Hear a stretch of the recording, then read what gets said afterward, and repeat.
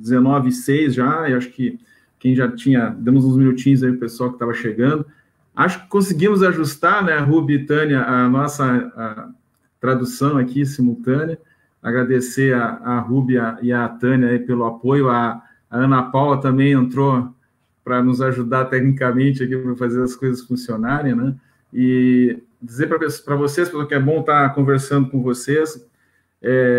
Confesso que é a primeira oportunidade que a gente está utilizando essa tecnologia para a gente poder chegar o máximo de pessoas que compõem hoje a nossa comunidade acadêmica do IFSU. Então, nos perdoem aí qualquer coisa que não saia conforme o planejado nessa primeira live, mas eu acredito que ela pode ser, sim, uma ferramenta boa para a gente poder estar comunicando com a nossa comunidade.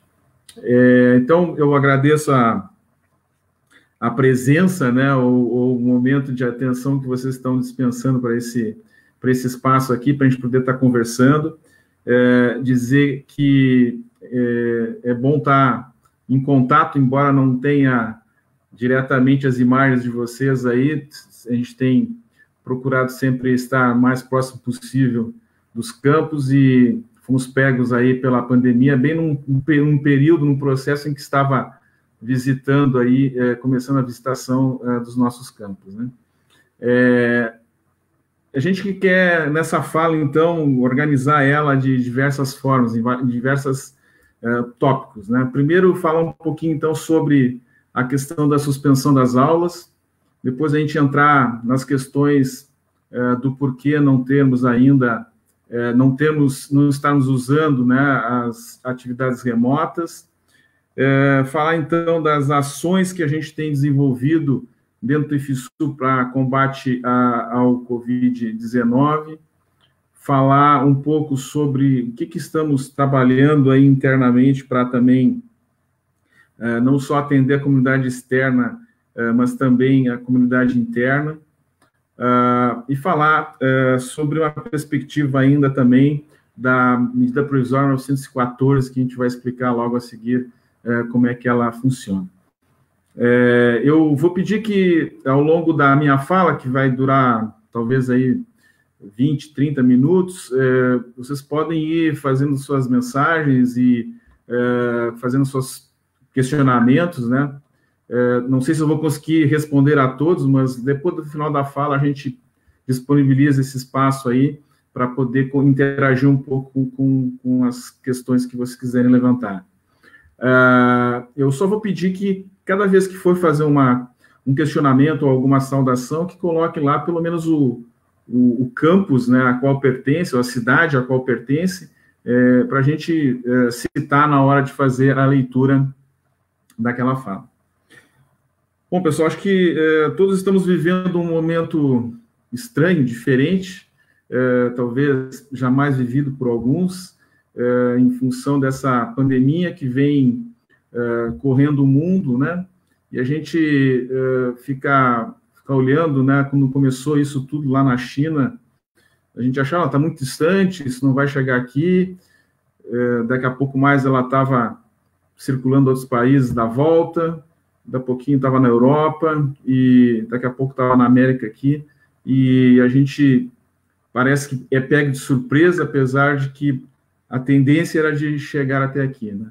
E dentro desse contexto, então, a gente foi tentando analisar essas condições e lá no mês de março, nós montamos uma comissão de avaliação, de acompanhamento da pandemia, composta por médicos, enfermeira, para ir fazendo essa avaliação, esse acompanhamento dessa pandemia. A gente foi ouvindo eles e conversando com os diretores também, e chegamos até ao dia 13 de março, quando, na sexta-feira, definimos de fazer a paralisação das nossas atividades, a suspensão das nossas atividades presenciais dentro dos campus do IFSU. Naquele momento, então, foi uma decisão colegiada, a gente conversou bastante com a comissão, conversamos bastante com os diretores, e fizemos essa definição porque entendemos e defendemos, né, a vida. a nossa escolha e a nossa decisão foi por preservar vidas. E acho que todos têm acompanhado essa crise e têm certamente já terem visto já as explicações da curva, do pico da curva de contágio, né? E qual o problema que ela acarreta para o nosso dia a dia. Então, eu vou rapidamente tentar explicar essa questão, porque ela baseia muito a nossa decisão de ter parado tão cedo, lá no dia 16 de março, somos uma das primeiras instituições do Estado a fazer essa suspensão. Nós entendemos e acompanhamos as orientações dos nossos especialistas e estudiosos da área, que dizem que, para conter o contágio do novo coronavírus, era necessário proceder a um isolamento social, ou seja, que esse isolamento social pudesse diminuir essa propagação desse vírus de uma forma que desse mais tempo ao sistema de saúde poder atender aquelas pessoas que, porventura, viessem a contrair o vírus. Então, nesse sentido é que nós escolhemos, então, fazer a suspensão para evitar o deslocamento e a reunião, né, de muitas pessoas ao longo dos nossos campos.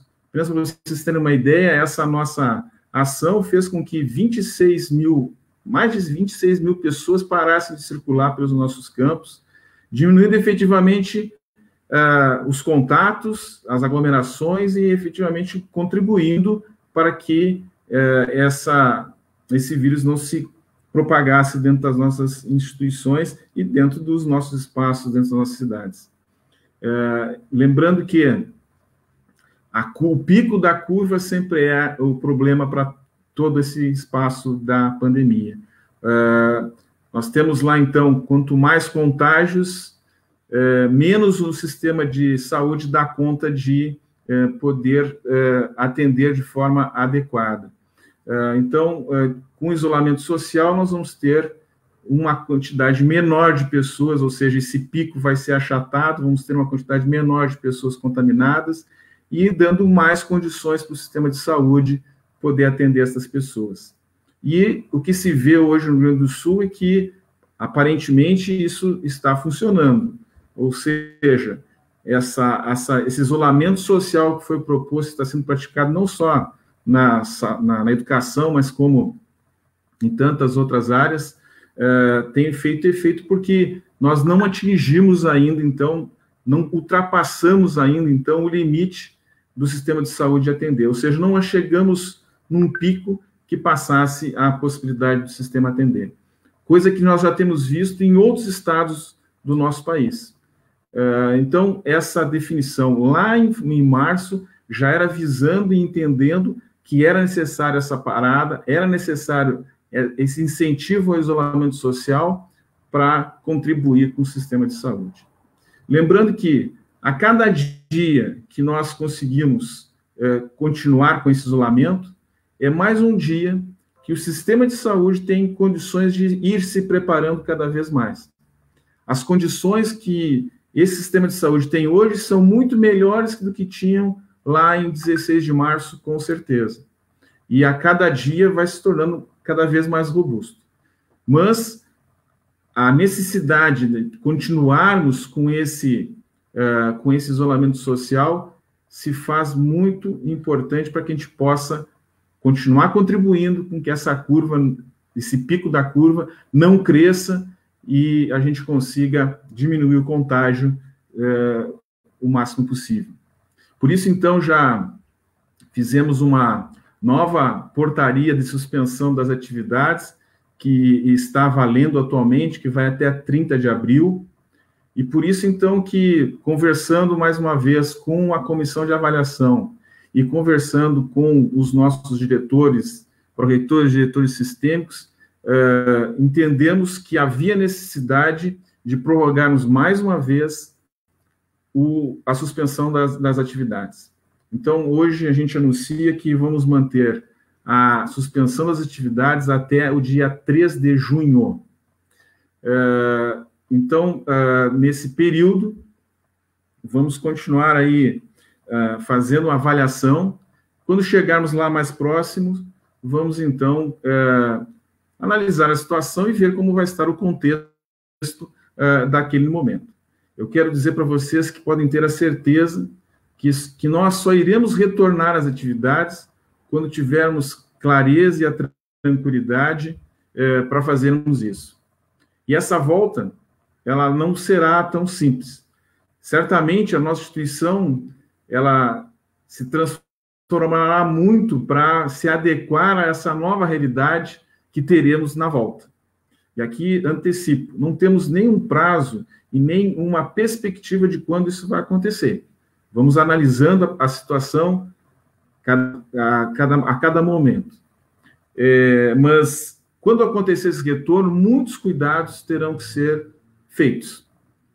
Por exemplo, nós temos muitas pessoas, estudantes, técnicos ativos, docentes, terceirizados, que estão em grupos de risco e precisam ter um cuidado especial quando vier a ocorrer esse retorno. E esses cuidados, então, nós vamos ter que começar a pensar em quais serão. Para isso, nós já estamos promovendo aí uma série de análises para poder começar a pensar em como fazer, em como será esse momento, para a gente se planejar, porque são coisas que muitas vezes não se consegue implementar do dia para a noite. Por exemplo, o uso das máscaras de tecido ao longo do nosso dia a dia. Pelo que está indicando, esse será um hábito que todos teremos que começar a ter. Então, vamos pensar isso dentro da nossa instituição. Teremos máscaras para todos, teremos que fornecer essas máscaras para todos. Então, são situações que nós vamos ter que começar a pensar e deixar muito claro e tranquilo para todos esse retorno. Eu disse que já temos alguns grupos pensando esse retorno, mas eu quero aqui abrir essa possibilidade para que todos vocês, seja estudante, seja servidor, seja terceirizado, enfim, a comunidade acadêmica do IFSU possa fazer sugestões e lembranças de como proceder nesse planejamento de um futuro retorno.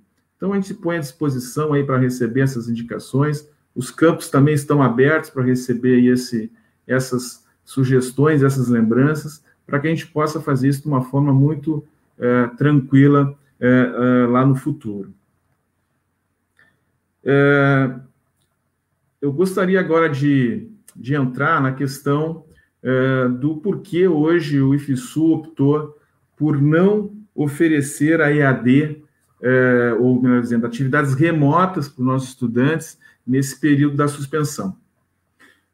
E aqui cabe uma lembrança importante de que nós temos que olhar para todos os nossos estudantes quando estamos pensando nas atividades remotas. E quando a gente faz essa avaliação, nós vamos encontrar que 32% dos nossos estudantes estão em famílias cuja a renda per capita não chega a meio salário mínimo. Ora, quando a gente vê esse fato, nós interpretamos que essas famílias dificilmente têm condições de ter um plano de acesso à internet mais robusto, de melhor qualidade, muitas vezes, e, portanto, nós não podemos esquecer dessas pessoas no momento dessa decisão. Então, não podemos pensar em criar mais desigualdades nesse momento para podermos oferecer atividades remotas.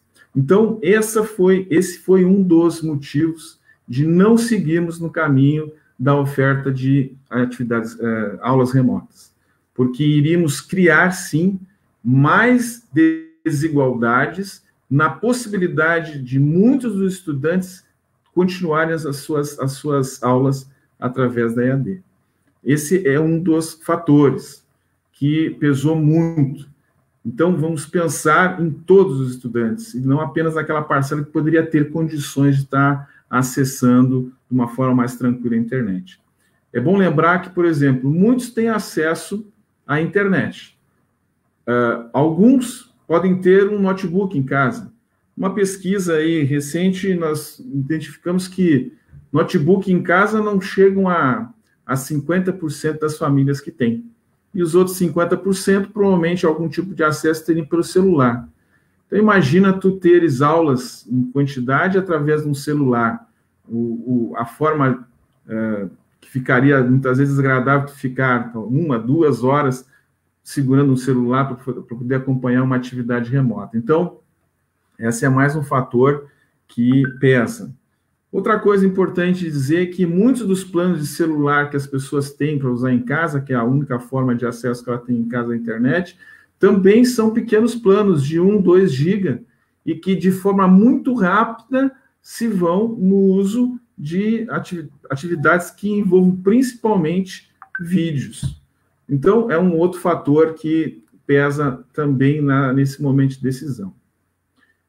Nós temos que lembrar também que nós temos um quadro de servidores, de professores muito bem qualificados, mas também nem todos eles têm a qualificação para mexer com as ferramentas de educação à distância.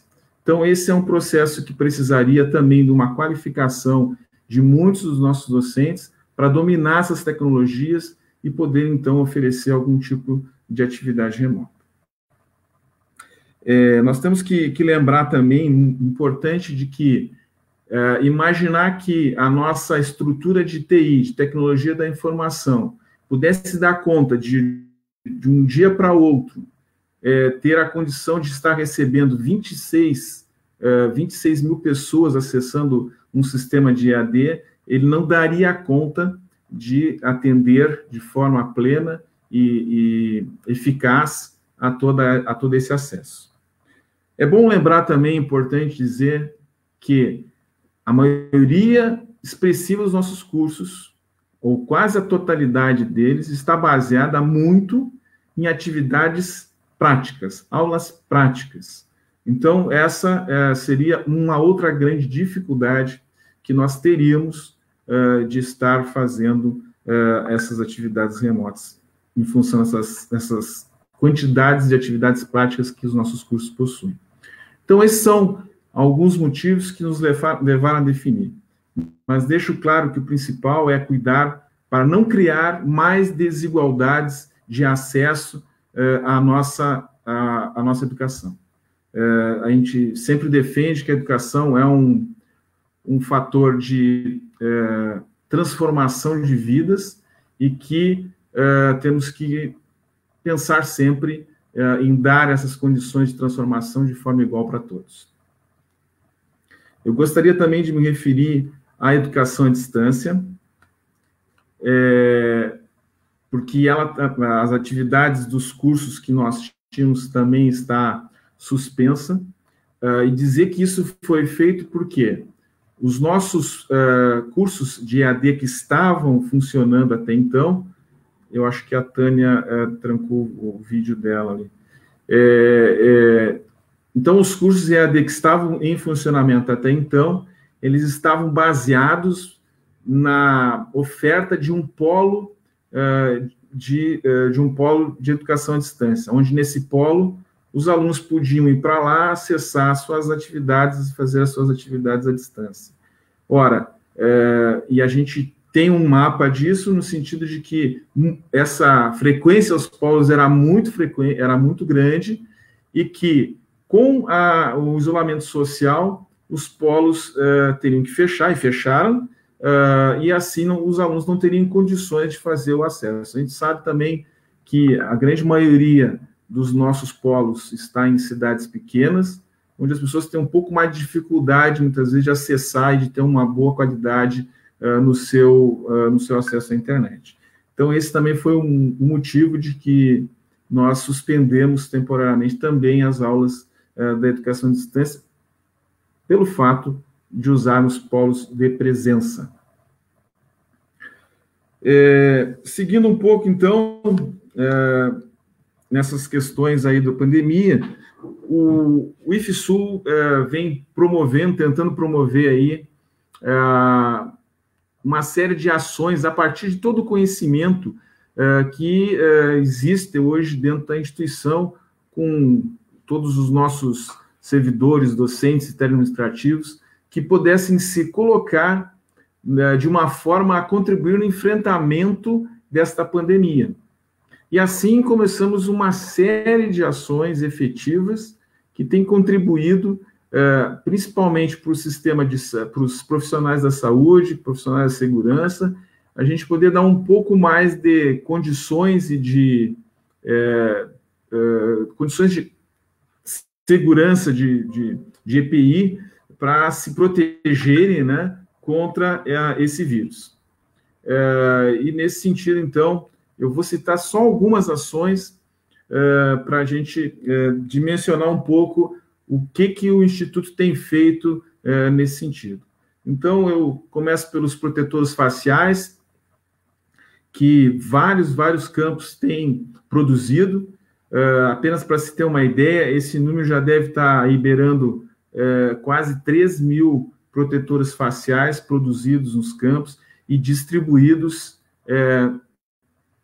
em várias cidades aí do estado. Não só as cidades onde temos campos, mas muitos pedidos de outras cidades e que a gente tem, claro, atendido dentro das limitações, mas que a gente, então, faz esse apoio. A questão do álcool glicerinado, e aqui abro um parênteses para as pessoas entenderem um pouquinho.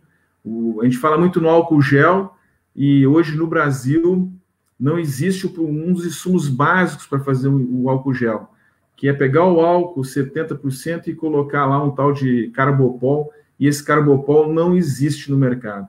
Então, a gente foi para uma proposta da Organização Mundial da Saúde, que indica como alternativa ao álcool gel o álcool glicerinado, líquido com a glicerina, que pode ser usado na higienização das mãos, enfim.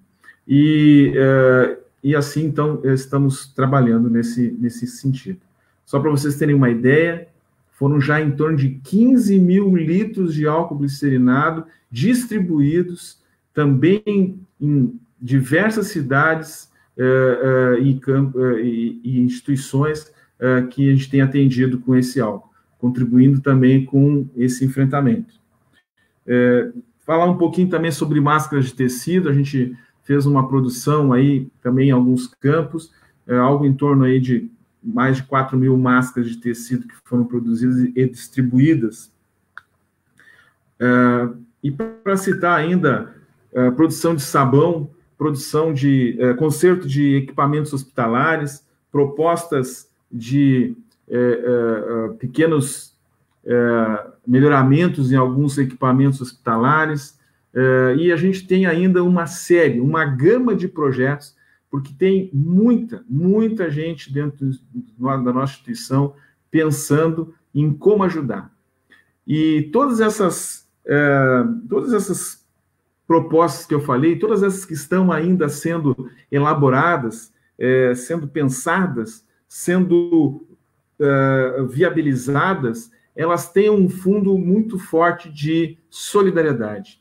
E aqui, então, tem que deixar um agradecimento para todos e todas aqui se envolveram, estão envolvidos em algum projeto, porque o objetivo dessas pessoas é no sentido de querer ajudar, de querer contribuir nesse enfrentamento.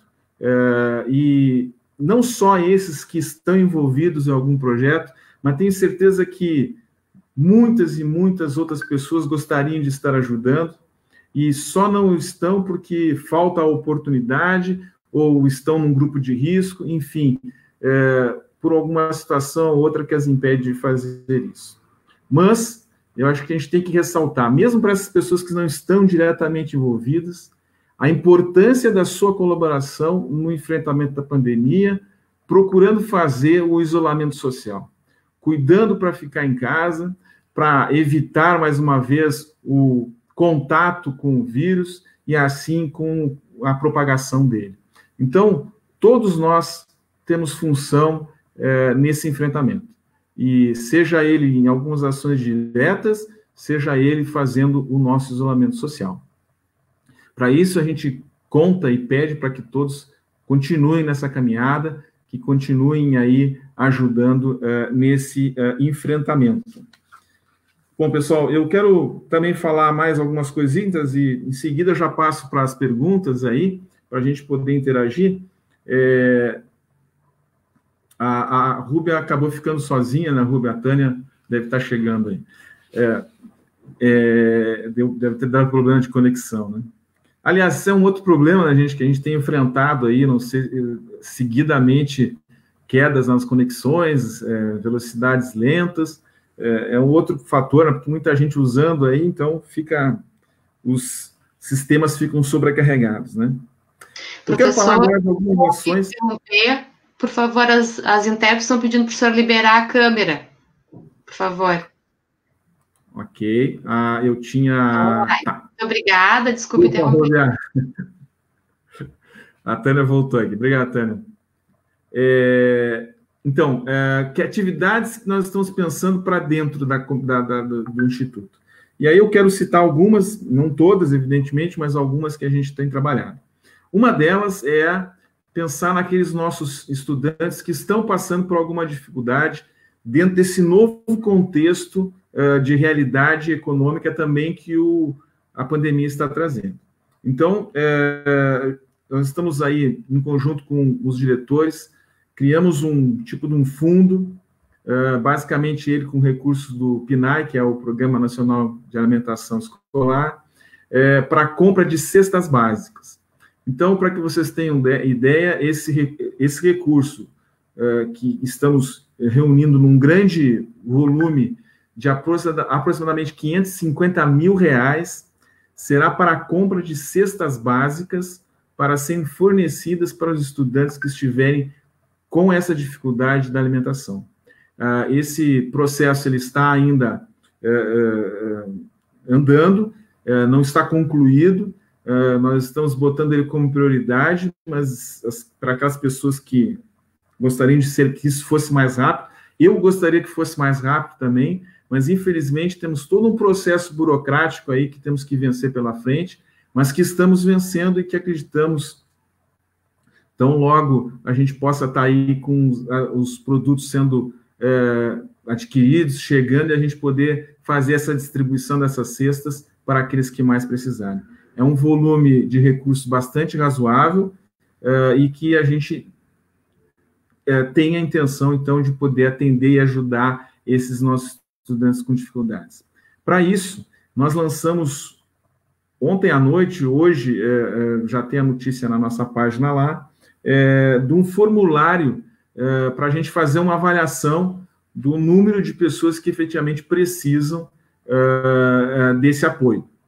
A gente não sabe dimensionar esse número, a gente não tem isso claro, por isso fizemos o lançamento desse formulário, e a gente pede, então, que todo aquele que tiver alguma dificuldade vá lá, preencha esse formulário.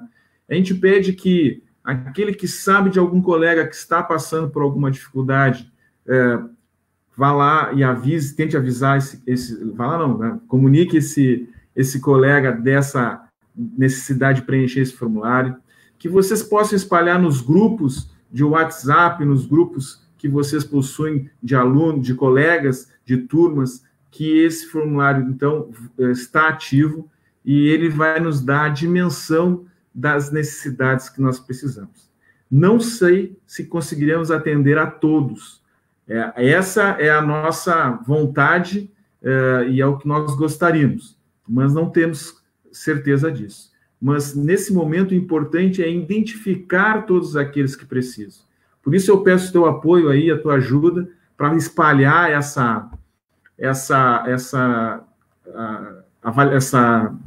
esse formulário, né, o preenchimento desse formulário, para nos ajudar nessa caminhada aí. Também estamos lançando, foi ontem, né, um hackathon, que é um desafio para enfrentamento da pandemia. Ou seja, é uma proposta de um desafio, todo ele com ferramentas tecnológicas, onde grupos de estudantes de diversas áreas podem se reunir numa equipe e participar da competição. E a competição é essa: pensar, elaborar propostas de combate à pandemia. Então, essa é uma forma também de possibilitar aí a muitos dos nossos estudantes que estão ávidos por querer ajudar nesse processo de enfrentamento da pandemia, de estarem contribuindo. Então, eu peço também para os nossos estudantes aí que espalhem essa ideia, já está na nossa página lá o edital, começa, se não me engano, já 5 de maio, já o desafio. Então, seria muito interessante termos bastante pessoas pensando aí e propondo e fazendo soluções que ajudassem nesse enfrentamento. Eu conto também com vocês aí para divulgar e conto mais ainda para participar e poder dar a sua contribuição nesse enfrentamento. A gente tem que chamar a atenção também de um trabalho que mais de 40 profissionais que envolvem psicólogos, assistentes sociais, enfermeiros, pedagogos, orientadores, enfim, um conjunto de pessoas que organizou o que a gente está chamando aí de uma escuta sensível dos nossos estudantes e dos nossos servidores. Não é um trabalho, não é uma ação de um atendimento psicológico, mas sim é o que foi chamado de uma escuta sensível, né? E, nesse sentido, as pessoas podem procurar esse serviço também para ter com quem falar, vamos dizer assim, nesse momento que atravessamos tão difícil, tão complexo, e que muitas vezes nos isola, e que muitas vezes nos deixa sem muitas saídas de poder conversar com outras pessoas. Então, esse trabalho está disponibilizado, a gente agradece também muito o trabalho desses nossos colegas, e vocês, então, estudantes, servidores, podem acessar esse serviço aí, que está sendo colocado à disposição, já tem, acho, uns 10 dias já, que está sendo oferecido aí para a nossa comunidade acadêmica do IFSU. Buenas, então, falando de pandemia, era isso que eu tinha para apresentar para vocês, e dizer que nós temos que continuar firmes na caminhada desse enfrentamento, que a gente tem que agradecer e ter muita gratidão para todos aqueles que estão envolvidos em ações, para todos aqueles que estão fazendo efetivamente o seu isolamento social. E não esmoreçam, vamos continuar firmes e fortes nessa caminhada. Mas eu preciso, nesse momento, mudar um pouquinho o foco dessa nossa conversa e falar de algo que eu, como havia falado no início, começamos a fazer uma visitação aos campos, e aí veio a pandemia e nós suspendemos, e essa visita, sempre a gente estava falando da MP, da medida provisória 914, emitida em 25 de dezembro de 2019. Essa medida, então, ela altera o processo eleitoral das nossas instituições, mudando drasticamente a forma como podemos escolher nossos gestores dentro dos institutos e universidades federais do Brasil, principalmente dos institutos. Hoje, para que todos saibam, nós temos uma eleição direta para reitor e para diretor dos campos, onde o mais votado é o escolhido pelo presidente da República. Na medida provisória que altera isso, então, não existe mais esse quadro de ser o mais votado, o escolhido pelo presidente. Passa a ser uma lista tríplice, ou seja, os 3 mais votados é que vão para o presidente escolher um dos 3. Outra mudança significativa foi de que deixaremos de ter eleição para diretores dos campos. Outra mudança também significativa é que a MP passa a criar uma disparidade entre as categorias. Hoje não, até 25 de dezembro nós tínhamos a paridade das categorias, 1/3 para docentes, 1/3 para técnico-administrativos e 1/3 para discentes. Agora, pela MP, passamos a ter 70% do peso para os docentes, 15% para os técnico-administrativos e 15% para os discentes. Nós entendemos e somos totalmente contra essa medida provisória, porque entendemos que ela fere o caráter democrático de escolha dos nossos gestores, em todos os níveis, reitor e diretor-geral. Então, somos totalmente contra essa medida e a gente pede que vocês se juntem nesse movimento aí contra essa medida. Pode ter uma consulta pública do Senado Federal lá a respeito da medida 914 e vocês podem lá se manifestar dizendo que é contra ela, para mostrar que o processo democrático das nossas instituições, ele está atrelado exatamente à qualidade das nossas instituições, à qualidade da oferta do ensino que nós oferecemos para a nossa sociedade. E que gestores não comprometidos através da escolha democrática podem, com certeza, não estar afinados com os interesses dessas mesmas comunidades que venham a escolher. Então, esse é um fato que a gente deixa e pede o apoio também de vocês. Bom, diante de um panorama de notícias não tão boas como a gente tem vivido, eu quero trazer uma notícia boa para vocês e que a gente conseguiu vencer uma série de obstáculos aí e dizer que ao longo desse segundo semestre aí, a gente acredita que já vai estar no ar já uma parceria que o IFSU está fazendo com a Google, e onde nós teremos a disponibilização de e-mails para todos os servidores e todos os estudantes, de forma gratuita, com um espaço de armazenamento ilimitado, ou seja, com um ganho de recursos muito grande em relação aos serviços que nós temos hoje. Então, essa parceria foi fechada, a gente está agora trabalhando em questões de ajustes técnicos, de forma de implantação do processo, e eu acredito que isso é um ganho muito importante para a nossa instituição, onde todos ganharemos, né, um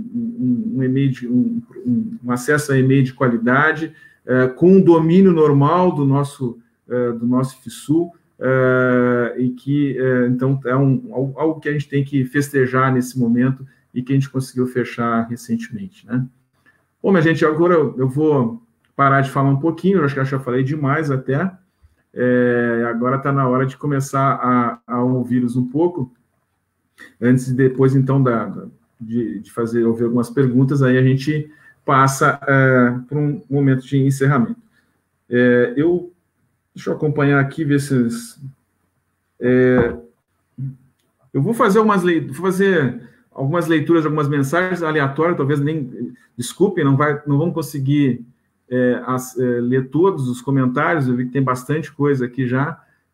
Chegamos aí já a mais de 1.500 pessoas nessa live, para minha surpresa, né? Mas que bom que vocês estão todos aí interessados aí nos caminhos da nossa instituição. Mas só para rapidamente, então vou ler aqui a Catiúcia Costa, do Campus Pelotas, né? Tenho ainda mais orgulho de estudar nesse campus, mais uma sábia decisão. Degesse Xavier, Campus Venan Soares, mesmo na EAD temos dúvidas, sou favorável ao cancelamento do EAD. Parabéns, reitor, e demais pelas suas decisões. Juliana da Rosa Silva, Campus Jaguarão, minha filha é do grupo de risco, e eu aprovo que o retorno seja até mais à frente. Então, a gente já conversou bem sobre isso. Bom, vamos passar para a primeira pergunta, então. Eu estou aqui, eu estou com algumas pessoas me ajudando, tá, pessoal? Então, a gente vai e volta aqui. Vamos para a primeira pergunta. Aqui, Jéssica Silva, acho que é de Venan Soares. As aulas retornam dia 30 de abril, o período de quarentena vai ser... aqui eu acho que a gente... Desculpa, a Jéssica é do campus Gravataí, tá? Então, acho que a gente já passou por isso aqui, né? As aulas... anunciei a continuidade da suspensão até 3 de junho, Jéssica. Cleiton, lá do campus Passo Fundo, já tem prazo para voltar às aulas? Cleiton, não temos. A gente sabe que não volta antes de 3 de junho, com certeza. E ao longo do junho nós vamos avaliar a situação e ver todo esse contexto. Mas vou repetir novamente, nós vamos retornar só quando tivermos muita segurança, quando os nossos especialistas e técnicos da área disserem que dá para voltar, ou dizerem que tem que se voltar com tais e tais cuidados para a gente ter uma tranquilidade. Então, pode ter a certeza que só nesse momento é que nós vamos fazer essa definição. A Maikele de Souza, do Campus Visconde da Graça, KVG, né? Tiveram mensagem de que as aulas vão ficar suspensas até junho, é verdade? Sim, Micaela, a gente já anunciou agora, então, até 3 de junho, tá? Eu vou adiante um pouquinho aqui. Jean Paulo Reynolds, como fica a situação dos formandos? Jean, não diz o campus aqui, tá? Jean, a gente não tem clareza ainda de como é que vai ser a recuperação desse calendário. Como eu disse, a gente já tem um grupo de pessoas aí começando a pensar isso, está aberto de receber sugestões, mas certamente um calendário para recuperar todo esse tempo aí, a gente vai trabalhar ao longo do retorno, né? Enquanto a gente não tiver clareza da data certa do retorno, não tem como a gente pensar em calendário, não tem como a gente pensar numa forma de recuperar esse tempo todo, né? Então, certamente, no momento que tiver a oficialização do retorno, a gente retorna e, em seguida, a gente define esse calendário de recuperação. E, consequentemente, sim, as formaturas vão ter que se adequar a esse calendário. Eu vou tentar seguir mais um pouco aqui. Amanda Bernard, ela não diz o campus também. Nesse contexto de retornar às aulas em junho, como ficaram os semestres das engenharias? Existe possibilidade de semestre ser cancelado? Então, vou deixando claro, tá, Amanda? Eu não estou dizendo que vamos voltar às aulas em 3 de junho. As aulas estão suspensas até 3 de junho. Ao longo do junho, nós vamos avaliar a situação novamente para ver como é que vai acontecer dali para frente, tá? Se existe a possibilidade de cancelar semestre, não tenho essa visão hoje, tá? A gente está trabalhando com recuperação de aula, né? Porque já tivemos aí, alguns campos já tiveram até 1 mês de aula antes da parada da pandemia, né? E a gente não pode ignorar, no entendimento, esse tempo, mas isso a gente vai continuar aprofundando o estudo em relação a isso. Eu vou seguir um pouco mais aqui. Deixa eu pegar aqui de um outro campus aqui, ver se... Tem muita pergunta aqui. Marcos Ribeiro também não tem o campus. Os estudantes com fragilidade alimentar teriam acesso à internet em suas casas para acessar o formulário? Marcos, boa pergunta, porque exatamente um dos motivos que a gente não está oferecendo aulas remotas é porque a gente sabe que muitos estudantes não têm um acesso ou não têm qualidade nesse acesso. Então, para todos aqueles que têm essa dificuldade, os campos também estão disponibilizando um número de celular para que essa pessoa possa fazer contato e preencher o formulário, talvez por telefone, ou mandar um e-mail com o formulário preenchido. Alguma forma, ela tem que tentar fazer esse contato, ou fazer um WhatsApp, e aqui eu já coloco, gente, todos que tiverem alguma dificuldade, podem fazer contato comigo aqui pelo Face mesmo, ou pelo meu número de WhatsApp, que muitos têm, mas eu vou divulgar, então, agora o meu número de WhatsApp para qualquer situação que vocês queiram, que não conseguiram, assim, acessar as vias, poderem virem até mim, a gente poder fazer um encaminhamento, né? Então, meu número de WhatsApp é o 53, o prefixo, 53 prefixo, 981 17 9246. Tive que pensar aqui um pouco. Vamos repetir. 53 o prefixo, 981 17 9246, tá? Qualquer coisa pelo Face também, a gente está à disposição, pelo WhatsApp, pelo Instagram. A Josias da Costa, lá do Campus Lajeado, seria possível recuperar o tempo perdido, mesmo que já perdemos meio ano? Não perdemos meio ano ainda, perdemos meio semestre, né? Claro que a perspectiva não são tão alentadoras assim, né, Josias? Mas a nossa intenção sempre vai ser de recuperar esse tempo, sim. Tentar achar formas, e para isso, então, eu já comentei agora há pouco, A gente já está começando a pensar isso e está aberto para ouvir sugestões da comunidade de formas aí para pensar o retorno e para pensar também já essa perspectiva aí do retorno. A Lídia Friedrich, do Campus Sapucaia, concordo com a decisão de adiamento do retorno às aulas, porém, por outro lado, me preocupo com o ano letivo. Já tem algum plano de recuperação, a possibilidade de perder o ano? A Lídia é mãe de aluno, tá? Lídia, nós não temos ainda, como disse, uma clareza de como será esta recuperação, em função de que a gente não tem clareza quando vai efetivamente retornar às aulas. Então, até lá, a gente vai ficar organizando e pensando em formas dessa recuperação. Agora, é claro, a gente tem que deixar muito delineado para todos, gente, que nós estamos vivendo um momento diferente, um momento desafiador, um momento que está mudando muitos dos nossos conceitos, que vai mudar muito mais conceitos pela frente, de hábitos, de formas, de relacionamentos, enfim, e certamente nós não teremos tudo igual como antes, né?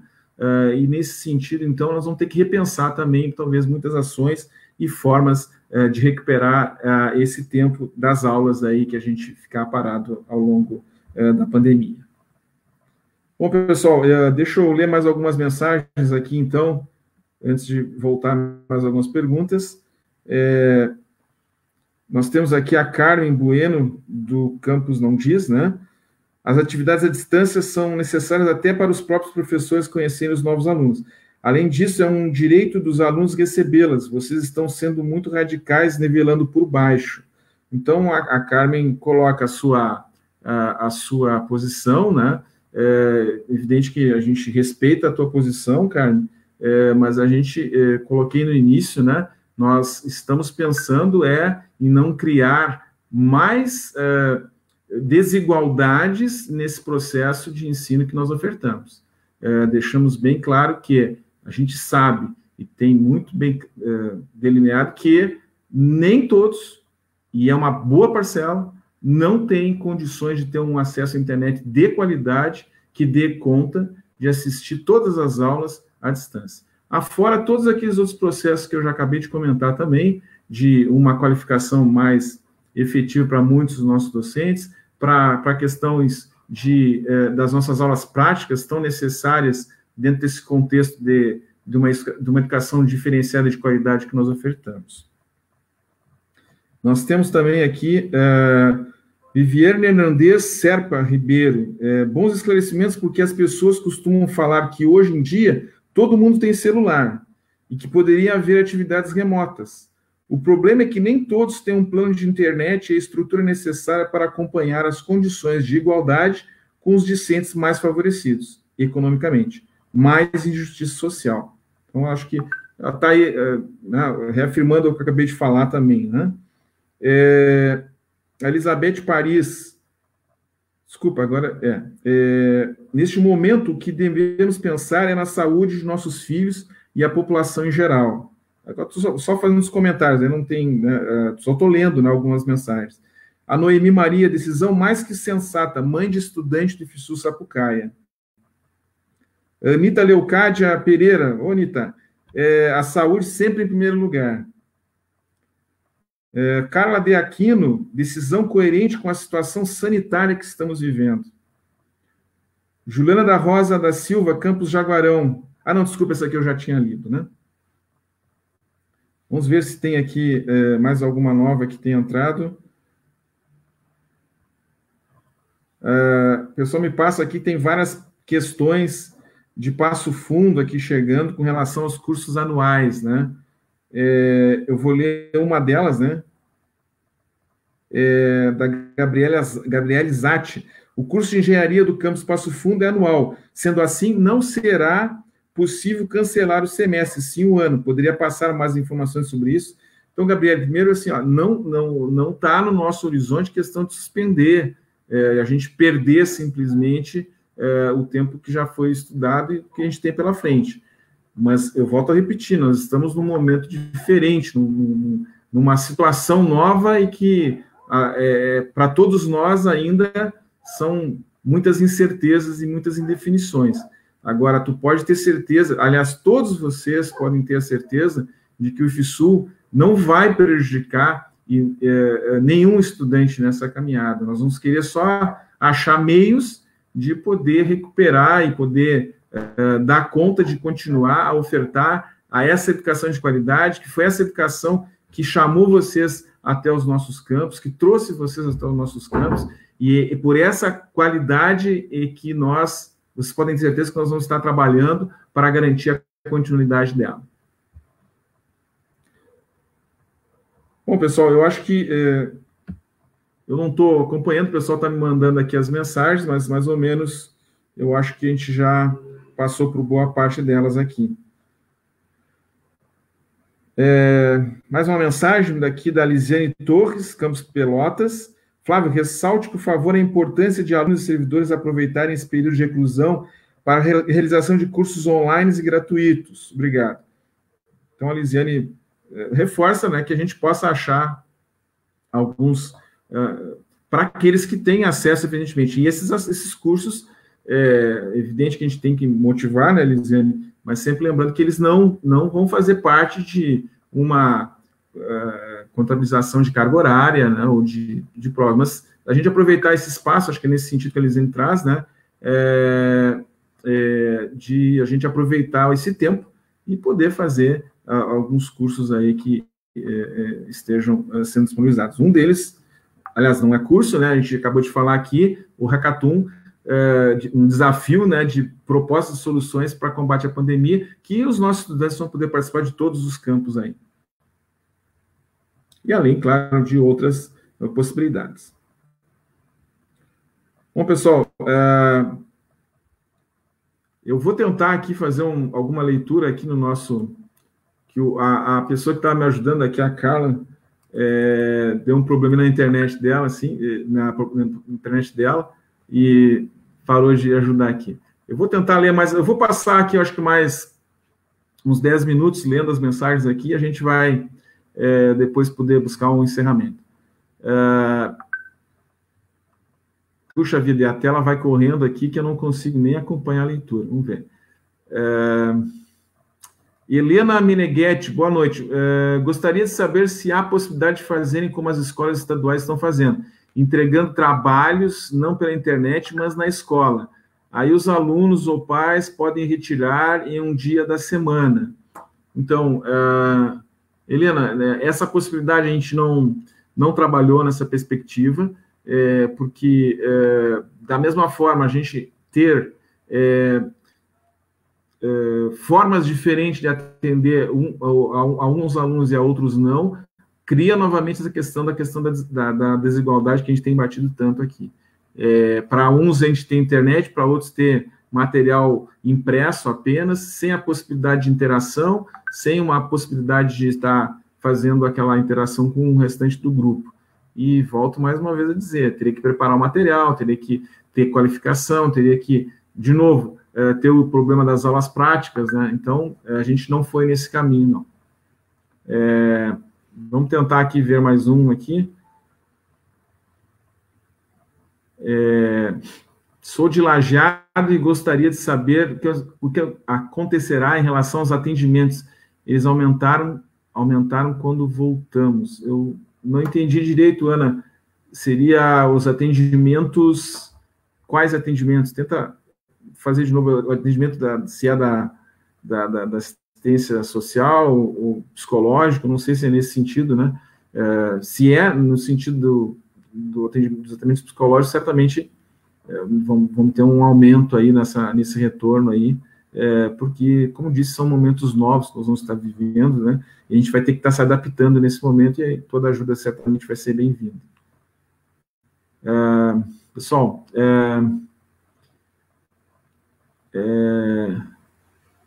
o Fabiano Rafael, lá de Venâncio, aulas, então, só depois de 3 de junho? Sim, Fabiano, antes de 3 de junho, com certeza não, mas eu não estou afirmando que dia 4 de junho nós vamos ter aula, tá? Eu já falei, durante o mês de junho nós vamos acompanhar toda a situação, acompanhar as pesquisas, acompanhar os profissionais da área que estão avaliando essa condição para ver quando a gente pode ter uma perspectiva de retorno ou não. Vamos tentar achar mais algum aqui. Aí temos aqui a Gabriele Quadrado. Puxa, pulou a mensagem, mas era no sentido que ela dizendo que, pelo que eu li, assim, que a entrega dos materiais fica prejudicada.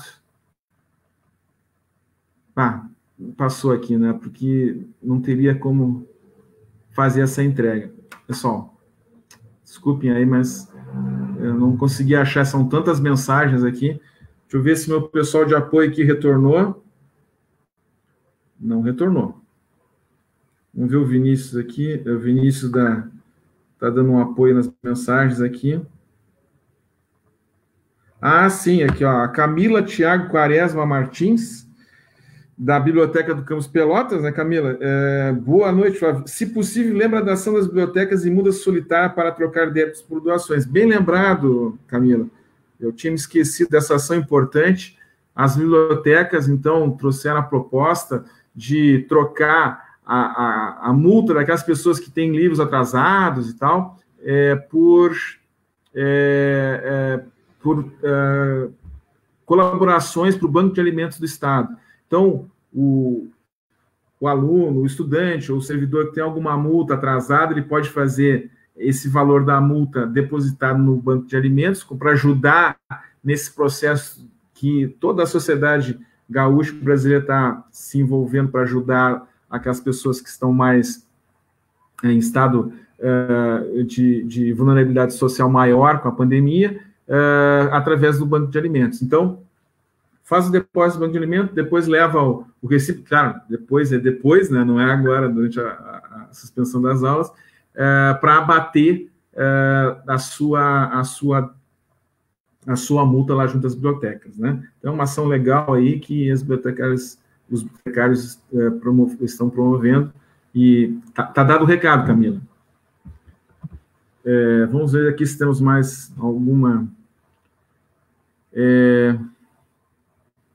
a Mariana...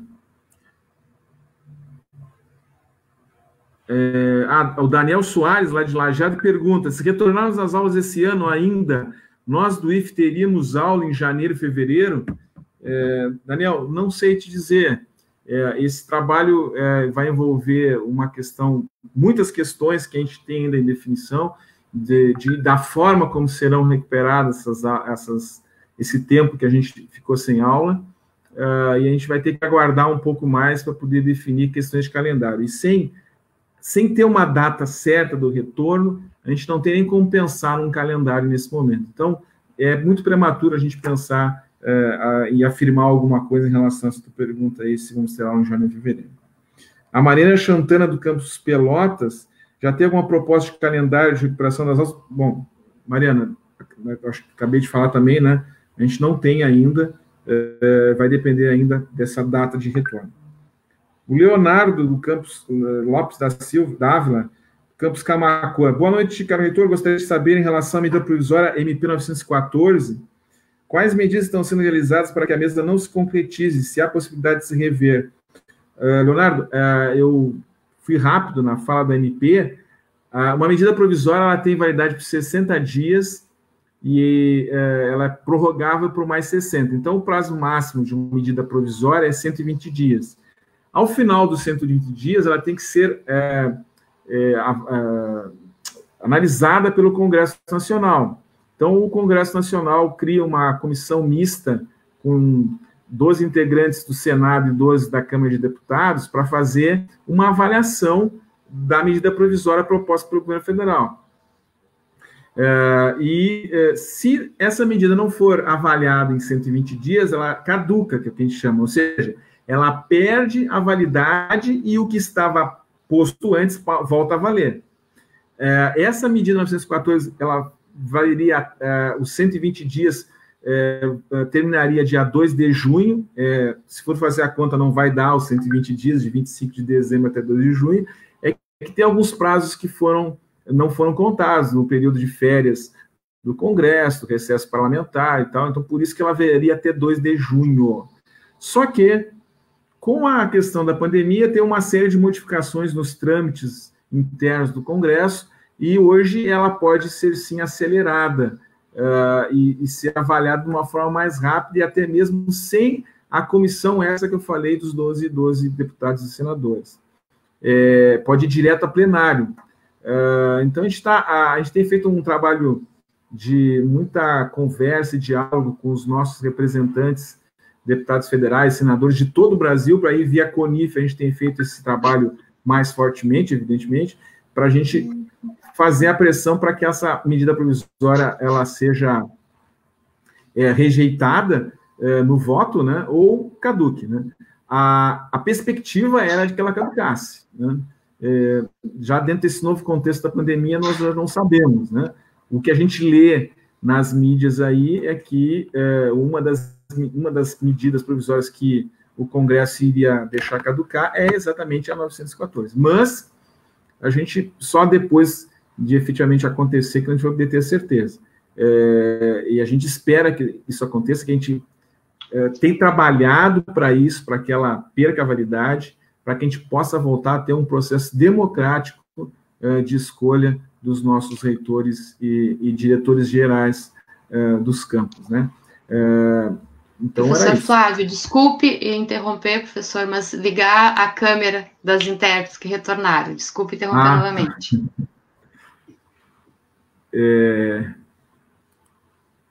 Aí, agora sim. Tânia, vou retornando.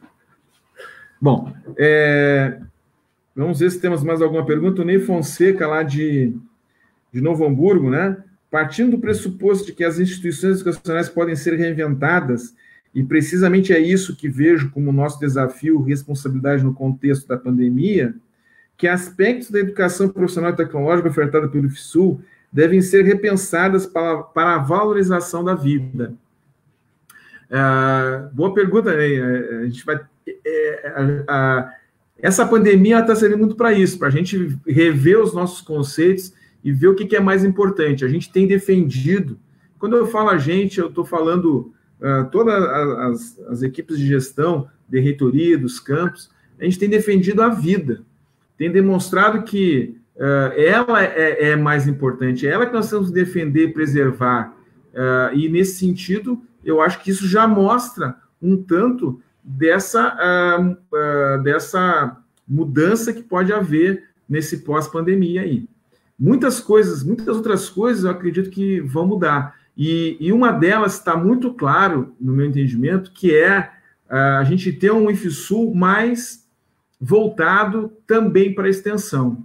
Ou seja, um IFSU que esteja mais próximo da sociedade, que possa propor alternativas e soluções para a sociedade em todos os campos e regiões onde nós estamos instalados. E isso tem sido muito claro. A gente tem recebido muitas falas elogiosas da atuação do IFSU de pessoas externas, de pessoas que muitas vezes não viam o IFSU, os institutos, as universidades, com tão bons olhos. Porque agora nós estamos mostrando um valor, estamos mostrando a importância que nós temos de poder ajudar nesse enfrentamento. E isso não tem que acabar apenas com a pandemia. Nós temos tantos conhecimentos e temos tantas pessoas querendo fazer coisas boas que tem que continuar depois. E aí nós vamos ter que achar caminhos e mecanismos para continuar essa extensão, para continuar essa aproximação, para continuar propondo soluções ou melhorias de tantas coisas e tantos problemas que a sociedade onde nós estamos inseridos precisa, né? Então, acho que esses são caminhos aí que a gente pode seguir para esse repensar, né, como tu estava propondo aí. O Laís Folkin, de Campos Passo Fundo, seria possível adotar as aulas à distância somente naquele campus em que os alunos possuem acesso à internet? Laís, de novo, nós vivemos num único instituto. Se eu tiver uma turma que tenha 100% de acesso, por que só ela vai continuar as aulas? Nós vivemos numa única instituição. Então, dessa forma, se todo o campus Passo Fundo tivesse acesso à internet, o que eu duvido muito no meu entendimento, porque o campus Passo Fundo representa também tudo aquilo que a gente tem em todos os outros lugares. Não teríamos condições de apenas esse espaço, aquela turma poder ter aulas, né? À distância, no caso, né? Mais alguma aqui? Luan Garcia. Existe algum campus que 100% dos alunos possuem acesso à internet? Luan, não temos conhecimento desse tipo de situação. E hoje eu vou dar um exemplo de um campus que fez uma pesquisa, tentou fazer uma pesquisa aí, né? Me permito aí, o Celso, lá no campus Santana, tentou fazer uma pesquisa junto aos estudantes para ver quem tinha acesso à internet. Eles não conseguiram contactar 30% dos seus estudantes, usando as redes sociais, usando o WhatsApp, ou seja, 30% nem responderam. Significa que esses 30% ou não têm acesso, né, ou estão com alguma dificuldade de acesso. Dos 70% que responderam, 20% já disseram que o acesso deles é muito ruim à internet, que não teria condições, com aquele acesso, de ter aulas à distância. Eu acho que isso mostra muito aquilo que a gente está defendendo agora e falando tão fortemente, que não queremos criar mais desigualdades na oferta da nossa educação. Tá bem, gente?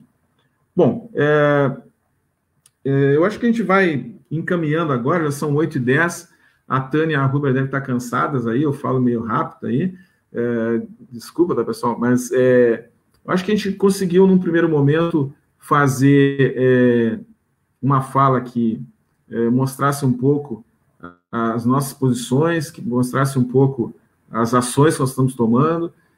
Certamente muitas dúvidas ficaram, e a gente não tem resposta para todas, infelizmente. A gente quer deixar agora, para encaminhar um encerramento, né, uma mensagem assim de que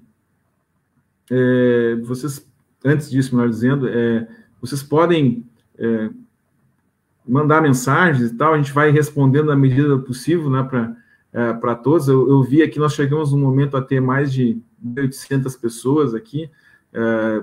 Dificilmente eu vou conseguir responder uma por uma, né? A gente pode tentar, aos poucos indo, mas vai ser um pouco complexo, mas a gente se coloca à disposição, e a todas as nossas equipes aí dos campos e da reitoria para atendê-los. Mas deixar Professor, uma mensagem... por favor, o senhor pode, antes de finalizar, por favor, abrir a câmera da outra intérprete, Ana Paula, por gentileza? Obrigada. Claro. Obrigada, professor. A Ana chegando agora aí. Apresentar, a Ana foi a que conseguiu nos ajudar aí na forma de poder transmitir com as diversas telas aí, e não fosse o apoio das três aí, né, a gente não conseguiria estar ofertando e atendendo os nossos estudantes aí para tradução em Libras. Então, começo por vocês, obrigada. Agradecendo aí a Rúbia, a Tânia, a Ana Paula pelo apoio aí, de estar nos ajudando. Agradecer também a Carla e o Vinícius, que tiveram o apoio aí das mensagens. Enfim, agradecer a todos aqui que nos ajudaram aí nessa live aí. Eu quero, então, deixar uma mensagem final para todos, pessoal, de que eu sei que nós estamos vivendo um momento, né, delicado, difícil, com muitas incertezas, com muitas inseguranças, com notícias ruins, muitas vezes, mas a gente tem que mirar um horizonte melhor para a gente poder continuar em frente, continuar seguindo, e esse horizonte tem que ser de que um dia, no futuro, a gente vai poder se reencontrar, vai poder reencontrar os seus colegas de aula, vai poder reencontrar os seus colegas de serviço, que a gente vai poder voltar a conviver, que a gente vai poder voltar a nos cumprimentar, a nos abraçar, a nos beijar, para que a gente possa ter essa afetividade que tanto faz parte da nossa educação e que é tão importante para todos os nossos seres humanos. Infelizmente, nesse momento, não temos como fazer isso, mas que fique nesse horizonte para todos nós aí, essa mensagem de otimismo, vamos dizer assim, de poder chegar nesse ponto, a gente poder estar nos encontrando, nos vendo pessoalmente aí e podendo estar interagindo nas nossas salas de aulas. Pode custar um pouquinho mais ainda chegar esse momento, mas ele vai chegar, podem ter certeza, e a gente vai estar trabalhando aí para que isso seja da melhor forma possível quando esse retorno acontecer. Tá bom, minha gente? Eu agradeço muito a atenção e a presença, né? A presença de todos aí. Deixo um abraço virtual, né, nesse momento, né, totalmente virtual. Vamos continuar com as medidas de isolamento aí, vamos continuar com as ações aí de ajuda ao enfrentamento da pandemia, e a gente conta, então, com a colaboração de cada um e de cada um. Tá bom, pessoal? Um grande abraço aí para todos e todas, tá bem? Até logo. Valeu, gente. Obrigado, hein? Rúbia, Ana Paula, Tânia, Vinícius, Carla.